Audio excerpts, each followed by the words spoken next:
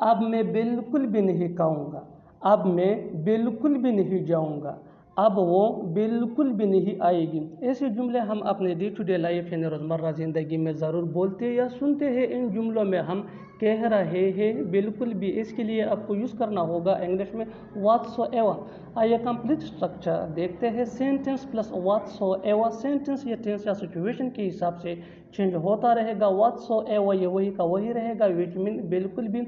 अच्छी तरह समझने के लिए कुछ मिसालें देखते हैं।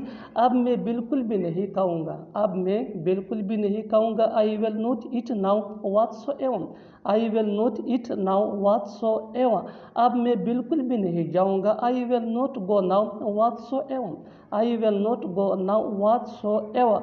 अब वो बिल्कुल भी नहीं आएगी, अब वो बिल्कुल भी नहीं आएगी। She will not come now whatsoever, she will not come now whatsoever. बिल्कुल हम स्ट्रक्चर को स्टेप बाय स्टेप फॉलो कर रहे हैं। आप भी स्ट्रक्चर की मदद से सीख सकते हैं, बना सकते हैं। इससे बहुत सी जुमले अंग्रेजी जुबान में आसानी say that can be really helpful for you.